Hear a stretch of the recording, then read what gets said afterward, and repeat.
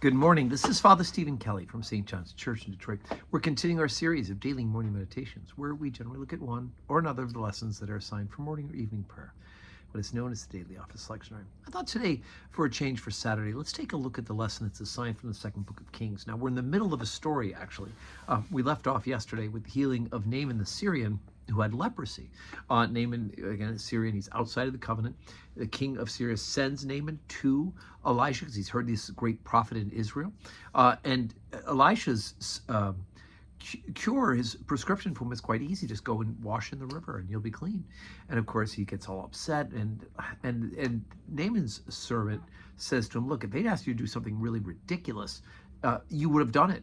He's asking you to do something simple. Go do it. And of course, he's washed clean. Now, he comes with an offering of all of these gifts to give to Elisha to kind of bribe him and to kind of buy this gift of healing. And of course, Elisha refuses the gift.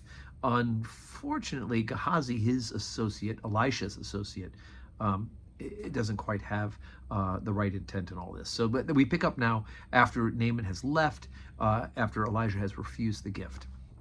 And we pick up verse 20 in chapter 5. But Gehazi, the servant of Elisha, the man of God, said, behold, my master hath spared Naaman the Syrian in not receiving at his hands that which he brought. But as the Lord liveth, I run after him and take somewhat of him. So Gehazi followed after Naaman. And when Naaman saw him running after him, he lighted down from the chariot to meet him. He said, is all well? And he said, all is well. My master hath sent me, saying, behold, even now there be come to me this from Mount Ephraim 2 young men of the sons of the prophet. Give them, I pray thee, a talent of silver and 2 changes of garments. And Naaman said, be content, take 2 talents. And he urged him and bound 2 talents of silver in 2 bags and 2 changes of garments and laid them upon 2 of his servants, and they bare them before him. And when he came to the tower, he took them from their hand and bestowed them in the house, and let the men go, and they departed. But he went in and stood before his master. And Elijah said unto him, whence comest thou, Gehazi? And he said, thy servant went no whither. And he said unto him, went not mine heart with thee when the man turned again from his chariot to meet thee? Is it a time to receive money and to receive garments and olive yards and vineyards and sheep and oxen and manservants and maidservants? The leprosy, therefore, of Naaman shall cleave unto thee, and unto thy seed forever. And he went out from his presence, a leper, as white as snow. Okay, so even in the story of a good guy like Elisha, and up until this point, Gehazi, his servant, has also been a good guy, greed for money and for gain. And unfortunately has taken over Gehazi's heart. And in fact, he lies. He comes right out, goes out after Elijah has said, no, don't need that. It's not, God's grace is not for sale. The blessings of God is not for sale. Elijah decides he's going to go and get some of this for himself and lies about it. He says, my master sent me. And says that it's for the 2 servants. And of course, we hear that he took them from the servants and sent the servants on their way without it. And so his heart has just turned away from the following of the truth.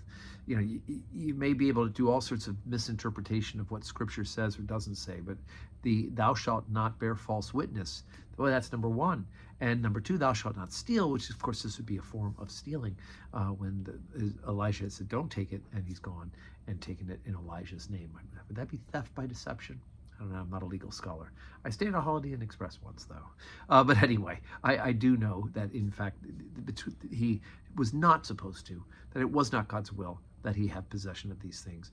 And we hear about the consequence that the leprosy that had washed off of Naaman is now been as a punishment to Gehazi. So today is Saturday. I'm still in Philadelphia, and today is race day. And so please say a prayer for me. I've got 3 races today. God willing, I'm racing in a single, a master's age bracket single. I'm racing in a father-son double with my son Andrew, and then I'm racing in a master's age division in an 8-man boat, so with a bunch of friends from college. So anyway, say a prayer for me, and of course I will be praying for you. And of course, you should be getting ready for church on Sunday. May God give you a Saturday that is full of blessings.